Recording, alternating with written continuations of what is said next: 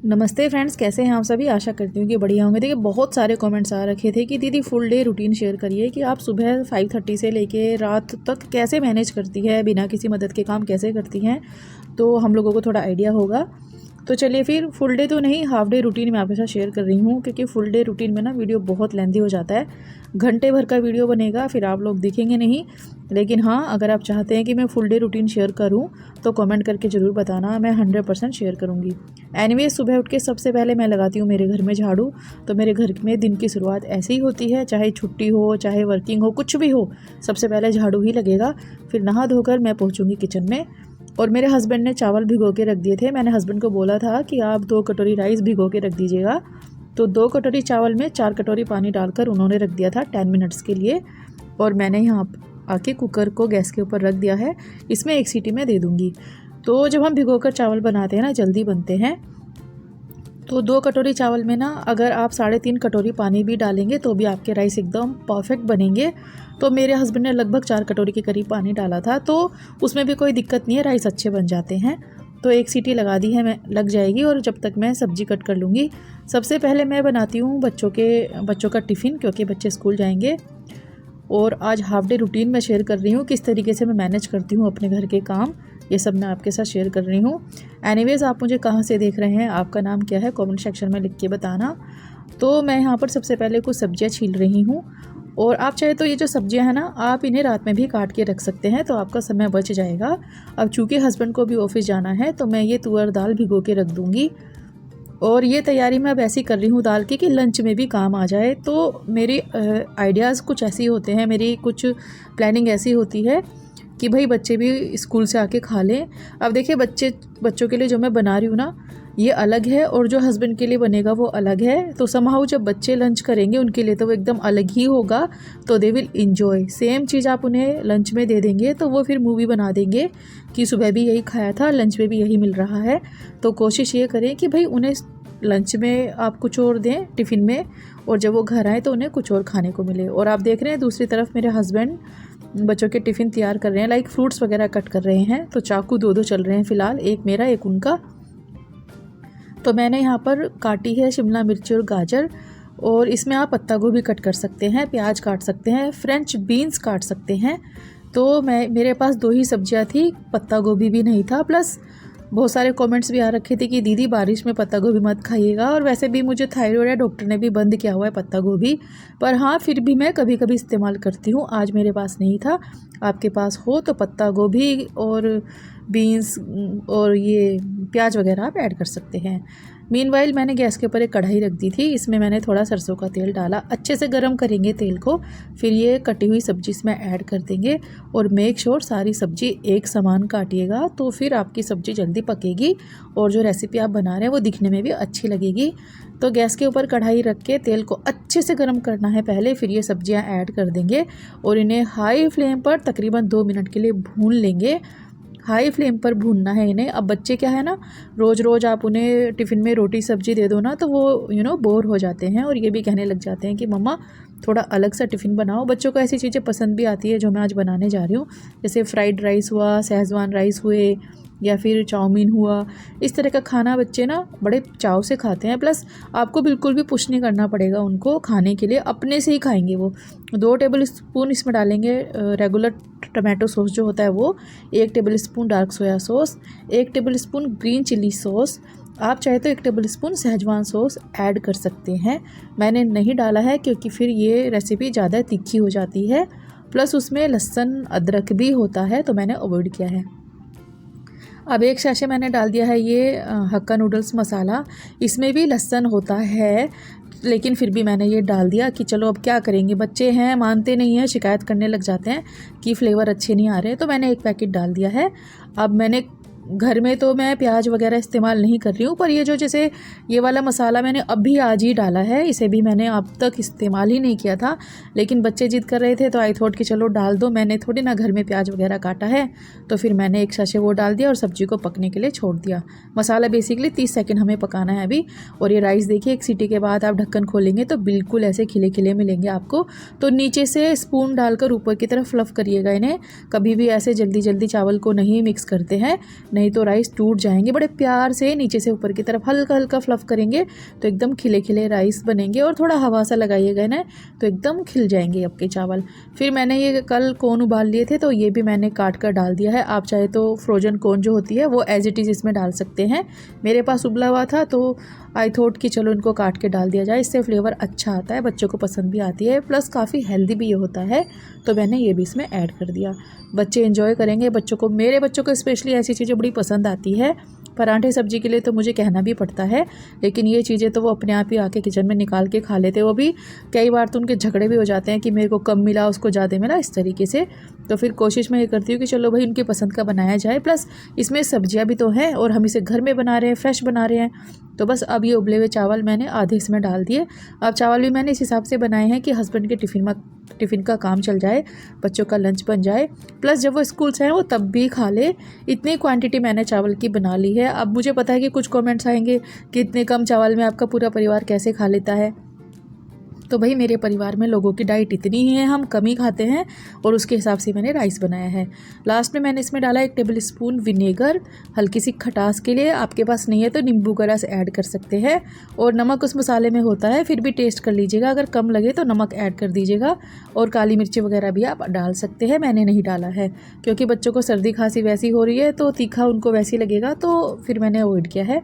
पर आप चाहे तो इसमें रेड चिली फ्लेक्स, काली मिर्ची का पाउडर, सहजवान सॉस, ये सब चीज़ें ऐड करके बनाएंगे तो ये और भी टेस्टी बनता है। तो बस ये चावल मैंने रख दिया फ़ैन के नीचे ठंडा होने के लिए, और अब मैं कर रही हूँ नेक्स्ट तैयारी।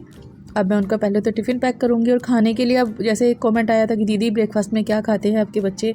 मेरे बच्चे हमेशा वही खाते हैं जो मैं बनाती हूँ। अब जैसे मैंने ये बनाया है तो बड़ी खुशी खुशी दोनों बैठ के बाहर खा रहे हैं, उनको बड़ा अच्छा लगता है।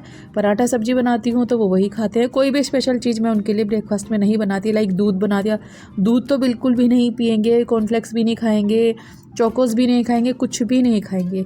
और जब ऐसा खाना मेरे घर में बनता है ना टिफ़िन के लिए, तो बड़े बड़े टिफ़िन मैं बच्चों को पैक करके देती हूँ, क्योंकि उनके दोस्त भी खाते हैं और वो खुद से भी बहुत ज़्यादा एंजॉय करते हैं। तो काफ़ी ज़्यादा क्वांटिटी में मैं भर के देती हूँ। दोनों बच्चों के हिसाब से मैंने टिफ़िन पैक कर दिया है। बच्चे तैयार हो रहे हैं। वैभव स्कूल नहीं जा रहा है आज भी, क्योंकि उसको खांसी है, प्लस उसकी क्लास में काफ़ी बच्चों को वायरल हो रखा है। तो मुझे ये भी टेंशन है कि कहीं स्कूल जाए और वापस से बीमार ना हो जाए, तो हम सोच रहे हैं कि एकदम ठीक हो जाए तभी हम उसको स्कूल भेजें। तो दोनों बच्चे तैयार हो रहे हैं, साथ साथ खाना भी खा रहे हैं अपना। और बारिश हो रही है ना, तो पूरे घर में कपड़े इसी तरीके से फैले रहते हैं, कभी दरवाजे में सुखाओ, कभी हैंगर में सुखाओ, कभी टेबल पे फैलाओ। तो बस यही सूखे हुए कपड़े मैं फ़ोल्ड कर रही थी। इस कमरे की हालत भी बिल्कुल ऐसी ही है, चारों तरफ कपड़े ही कपड़े फैले हैं, धूप निकल नहीं रही, बारिश हो रही है, और घर में ना एक अजीब सा स्मेल हो जाता है बारिश होके। तो बस मैं ये कपड़े अरेंज कर रही हूँ, क्योंकि एक बार अगर बच्चे घर से निकल गए तो फिर ये काम रुक जाएगा। तो अभी बच्चे घर में ही हैं, तो मैं अगर उनके घर में रहते रहते मैं काम कर लूँ तो फिर आप काम कंटिन्यू कर सकते हैं, क्योंकि आप ऑलरेडी कर रहे हैं। लेकिन अगर आप बैठे हैं या कुछ और काम में बिज़ी हैं और बच्चे निकल गए, उनके जाते तुरंत आप करेंगे तो फिर नहीं करना चाहिए। तो चूँकि बच्चे घर में हैं तो मेरी कोशिश है कि ये सारे सूखे हुए कपड़े फ़ोल्ड कर दूँ, बेड बना दूँ, बाहर वाला रूम थोड़ा क्लीन कर दूँ, क्योंकि आज मेरी लाइव क्लास है, मेरे पास बिल्कुल भी समय नहीं है। एनीवेज़ ये सारे काम कर लिए थे मैंने, बच्चे स्कूल चले गए थे, और अब मैं आ गई हूँ वापस से किचन में। हस्बैंड के लंच की तैयारी कर रही हूँ मैं। हस्बैंड निकल जाते हैं घर से लगभग 8:15 पर, और उससे पहले मुझे लंच वगैरह बनाना होता है। तो मेरे बच्चे 6:55 पे स्कूल चले जाते हैं। उसके बाद मैं थोड़ी बहुत देर बैठती हूँ, लगभग 15 मिनट रेस्ट करती हूँ, अपनी दवाई लेती हूँ थायराइड की, उसके बाद मैं बाकी के काम करती हूँ। अब ये जो बचे हुए चावल थे ये मैंने उसी कढ़ाई में ट्रांसफ़र कर दिए हैं, कुकर को वॉश कर लिया है, क्योंकि अब मुझे बनानी है दाल। तो सबसे पहले मैंने काट ली है हरी मिर्ची, और आज मेरे हस्बैंड ने मुझे बोला कि दाल में टमाटर मत डालना। मैंने बोला क्यों बोल रहे हैं, जब ऑफिस में दाल ठंडी हो जाती है तो टमाटर अच्छे नहीं लगते हैं, इसलिए मैं आज टमाटर कद्दूकस करके ऐड कर रही हूँ। देख रहे हैं आप कि हस्बैंड लोग भी कितना ऑब्ज़र्व करते हैं, सबको सब कुछ समझ में आता है, बच्चे हो या बड़े वो सब समझते हैं। और मेरे बच्चों को तो टमाटर का स्वाद बिल्कुल भी पसंद नहीं है। मेरी बड़ी बेटी स्पेशली टमाटर निकाल के फेंक देती है। तो मैं फिर कई बार कोशिश ये करती हूँ कि एकदम फाइन चॉप कर लूँ, लेकिन कई बार उनके टुकड़े एक दो दिख जाते हैं। चलिए पहले दाल बनाते हैं। मैंने कुकर में डाला है तेल, उसके बाद मैंने डाला है हींग। थोड़ी अलग तरीके की दाल मैं आज बना रही हूँ, साउथ इंडियन स्टाइल, बड़ी अच्छी बनती है, आप ट्राई करना। फिर इसमें डाला मैंने करी पत्ता और ये घिसा हुआ टमाटर, एक सूखी लाल मिर्ची, रूटीन के मसाले हल्दी, मिर्ची, नमक, धनिया का पाउडर। थोड़ा मेथी दाना डाला है मैंने। और ये हल्दी देख रहे हैं आप गाइज़, मैं आपको क्या बताऊँ, ये हल्दी इतनी बढ़िया हल्दी है। रिसेंटली मैंने ये हल्दी ली है और ये जिन्होंने मुझे भेजा ना, ये हल्दी मैं आपको बताऊँ इतनी शानदार हल्दी है ये। इसके इतने बेनिफिट्स है। एक चुटकी हल्दी डलेगी, आपकी सब्ज़ी का कलर इतना शानदार आएगा। पहले जैसे मामदस्ते में हम लोग हल्दी कूटते थे ना, मम्मी जब मैं छोटी थी तो मेरी मोम मामदस्ते में हल्दी कूटती थी, जो खुशबू आती थी हल्दी की, वो हल्दी है ये। ऑर्गेनिक हल्दी है, मतलब इसे आप किचन में ओपन रखेंगे ना सालों साल तो भी इसमें कीड़ा नहीं लगेगा, गारंटीड। तो बहुत ही स्वाद, बहुत ही टेस्टी ऑर्गेनिक हल्दी है ये, 100% ऑर्गेनिक। तो अगर आपको इसका लिंक चाहिए, लिंक तो खैर नहीं है मेरे पास, लेकिन अगर आपको इसकी जानकारी चाहिए तो मैं आपको दे दूँगी, आप कमेंट करके बता सकते हैं। और इस हल्दी के साथ साथ इनके बहुत ही सारे 18 तरह के मसाले हैं इनके पास, जिनका रिव्यू मैं जल्दी ही करूँगी आप लोगों के साथ। बहुत ही शानदार फ्लेवरफुल मसाले और ऑर्गेनिक, जो आजकल हम सभी ऑर्गेनिक चीज़ों पे बहुत ध्यान दे रहे हैं। तो आप ये हल्दी अपने घर में मंगवा सकते हैं। इवन सारे मसाले आप ट्राई कर सकते हैं, आपको कोई भी शिकायत नहीं होगी। एक बार ट्राई करेंगे तो 100% आप इन्हें रेगुलरली अपने घर में इस्तेमाल करना शुरू करेंगे। दाल में हल्दी वगैरह, नमक वगैरह डालने के बाद मैंने पानी डाला। हाई फ्लेम पर सीटी दे देंगे 2, क्योंकि दाल भीगा हुआ था तो ज़्यादा टाइम नहीं लगेगा पकने में। साथ साथ मैंने खीरा भी काट लिया और कुछ धनिया पानी में डाल दिया था मैंने। मैं हमेशा काटने से पहले धनिया को पानी में डालती हूँ। कुछ लोग काट के डाल देते हैं, लेकिन ऐसा ना करें, पहले साबुत धनिया को पानी में धो ले फिर कट करिएगा। जब आप उसे काट के धोते हैं ना तो उसके जो पोषक, उसकी जो वैल्यूज़ है ना वो सब चली जाती है। इसलिए मेक श्योर कि पहले ही इसको आप धो ले फिर कट कर ले। थोड़ा सा धनिया मैंने इसमें डाल दिया राइस में। मेरे बाल खुल चुके हैं आई एम सॉरी, मेरी भी तबीयत थोड़ी ठीक नहीं है, खांसी वगैरह मुझे भी हो रहा है। तो बस हस्बैंड का टिफ़िन मैंने पैक कर दिया और देख रहे कढ़ाई में कितने चावल, ये इतने सारे राइस है कि मैं, मेरे बच्चे, हम सब खा लेंगे। तो जिनको मेरी चिंता होती है ना कि मैं खाना कम बनाती हूँ, चिंता ना करें, हम अपने पेट के हिसाब से खाना बनाते हैं। ज़्यादा खाना मैं कभी नहीं बनाती कि मैं बना लूँ सुबह का शाम और शाम का सुबह, फिर वो रखा रहे फ्रिज में। और अब मुझे सिर्फ 4 से 5 रोटी बनानी थी, मैंने उतना ही आटा लगाया है 4 से 5 रोटी का, क्योंकि दिन में हम लंच में राइस खाएंगे और रात को ही रोटी बनेगी, तो फ्रेश आटा बनाऊंगी। अभी सिर्फ 4 से 5 पराठे बनाने हैं, तो उतना आटा मैंने लगा लिया है। साथ साथ मैंने जो है हस्बैंड के टिफ़िन में खीरा भी काट के रख दिया, चावल भी पैक कर दिया, दाल में सीटी आ चुकी है। अब मैं बनाऊंगी पराठे। अब जो लोग बोलते हैं ना लोहे का तवा इस्तेमाल करो दीदी, तो लोहे का तवा देखिए है मेरे पास, लेकिन पता है इसमें दिक्कत क्या है, इसमें सेंटर में गड्ढा है, ये फ्लैट नहीं है, ये देखिए। तो फिर ना रोटी जल जाती है। आप स्लो फ्लेम पर भी बनाओगे ना, सेंटर में से एक डार्क स्पॉट इस पर आ जाते हैं, जो मुझे अच्छे नहीं लगते, लेकिन फिर भी आई विल ट्राई। अब मैं इस पे ही खाना बनाया करूँगी। और शुद्ध घी निकाल लिया मैंने। आज मैं बनाऊँगी हस्बैंड के नाश्ते के लिए मसाला पराठा, जो बहुत अमेजिंग बनता है, आप ट्राई करना। तो एक तरफ मैंने, आप देख रहे हैं, एक तरफ कुकर रखा है, उसमें दाल बन रही है, राइस बन चुके हैं ऑलरेडी। सेंटर वाली गैस पे मैंने चाय चढ़ा दी है, अब मैं चीनी डाल रही हूँ उसमें। और तीसरी गैस पे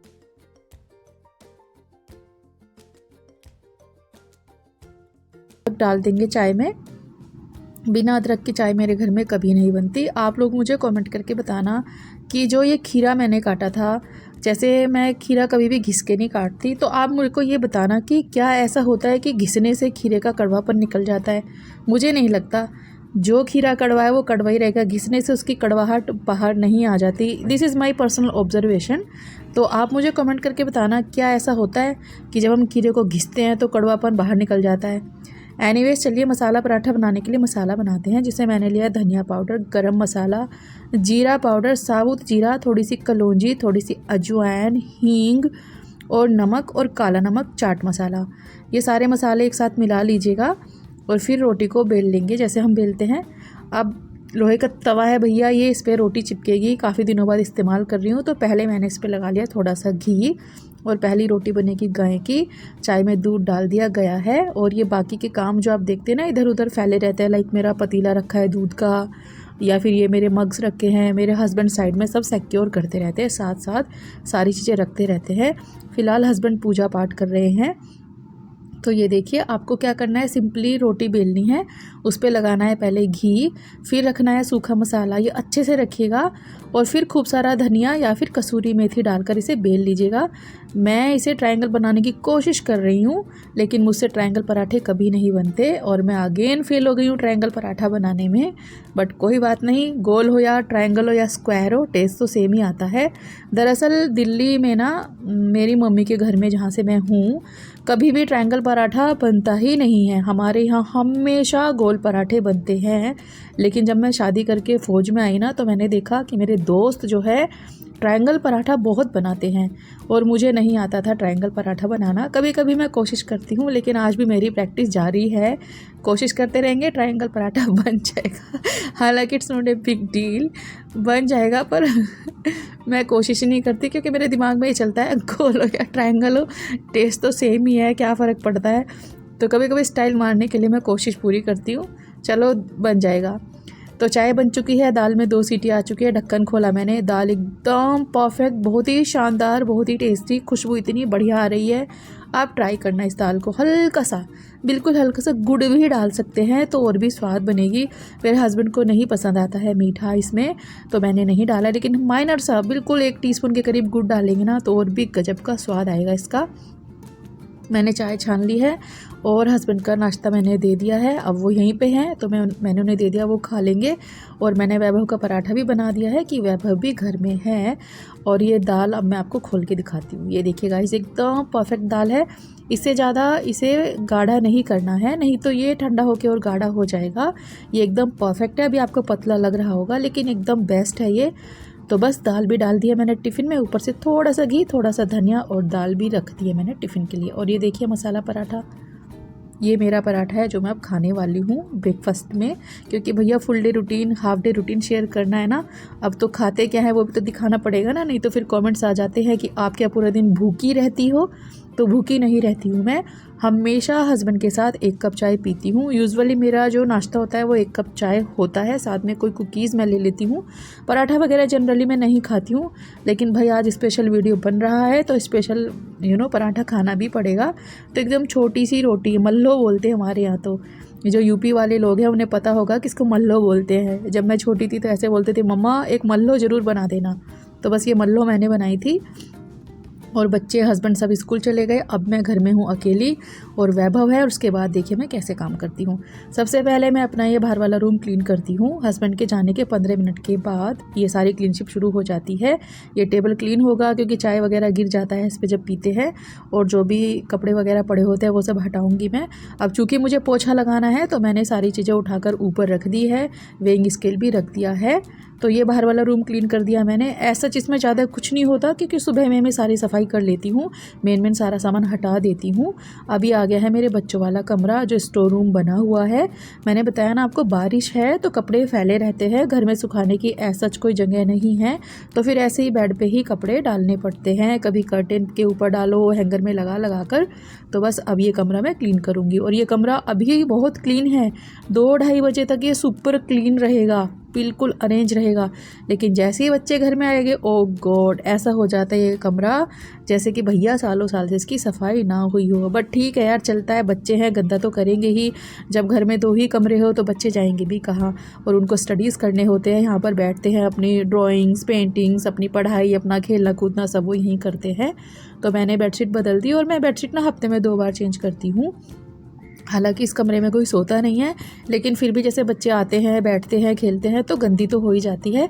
तो मैं हफ्ते में 2 बार बेडशीट चेंज करती हूँ। तो बस इस तरीके से दोनों बेड बना देती हूँ मैं पहले। और ये है मेरे बच्चों की स्टडी टेबल। तो कभी कभी भाई वो यहाँ बैठ के पढ़ते हैं, अपना होमवर्क करते हैं, तो इस तरीके से टेबल रहता है। और ये टेबल मैंने ख़रीदा था जो इस घर में पहले रहते थे उनसे। अब हमें तो भाई गवर्नमेंट इतना सारा फर्नीचर दे देती है कि हमें अपने फर्नीचर की ज़रूरत नहीं पड़ती, बहुत बढ़िया तरीके से मैनेज हो जाता है। भगवान की दुआ और आप लोगों की ब्लेसिंग से शायद मुझे कुछ 1-2 महीने में घर मिल जाए, तब मैं आपको दिखाऊंगी कि किस तरीके का फर्नीचर हमें गवर्नमेंट देती है। एनीवेज ये रूम भी मैंने साफ़ कर दिया है, दोनों बेड अरेंज कर दिया है, बच्चों की स्टडी टेबल भी साफ़ हो गई है। और कुछ इस तरीके से है ये रूम, छोटा सा है, बच्चे अपने हिसाब से ही रखते हैं इसको, ज़्यादा मैं नहीं करती हूँ कुछ भी क्योंकि फिर वो चिढ़ जाते हैं। अब मैं आ गई हूँ अपने मास्टर बेडरूम में, जो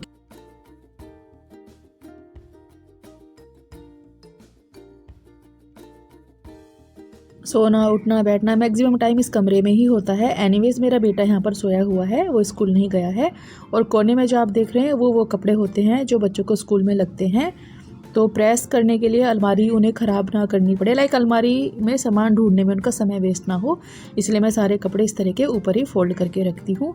और यह है मेरी बालकनी जिसमें मेरी वॉशिंग मशीन रखी है, तो जितने भी कपड़े धुलने वाले होते हैं वो सारे कपड़े मैं इसमें अब डाल दूँगी।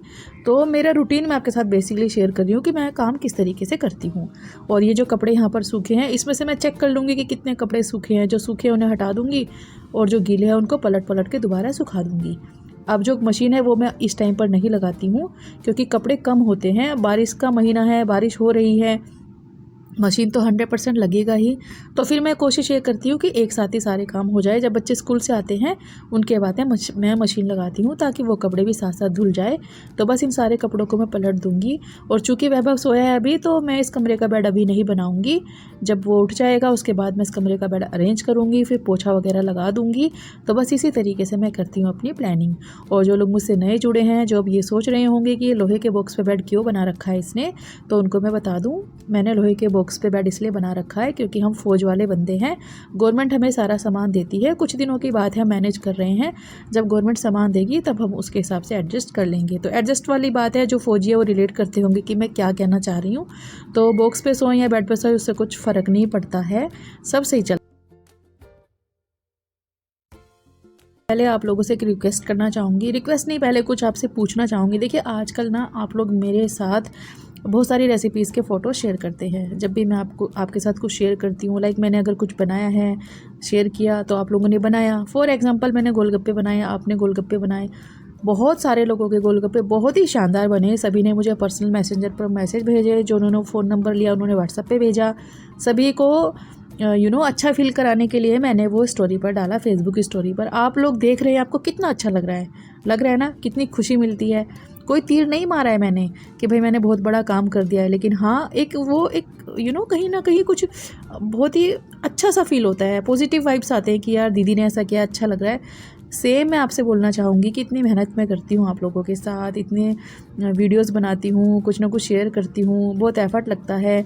तो प्लीज़ आप लोग भी मेरी वीडियो शेयर करा करिए, मुझे भी तो अच्छा लगेगा। जो खुशी आपको स्टोरी पे मिल रही है ना, आपके क्लिप्स शेयर करके, वो खुशी मुझे भी मिलती है। जब आप मेरी वीडियो के नीचे कॉमेंट करते हैं, लाइक करते हैं, शेयर करते हैं, यार बहुत ही बढ़िया लगता है। शब्दों की ना बहुत ही ज़्यादा वो है, क्या कहते हैं, अभी शब्द नहीं मिल रहे हैं मुझे बोलने के लिए, लेकिन प्लीज़ ये ना एक मोटिवेशन होता है दूसरे को सपोर्ट करने के लिए, उसको पुश करने के लिए, किसी को लाइक कमेंट शेयर कर देना।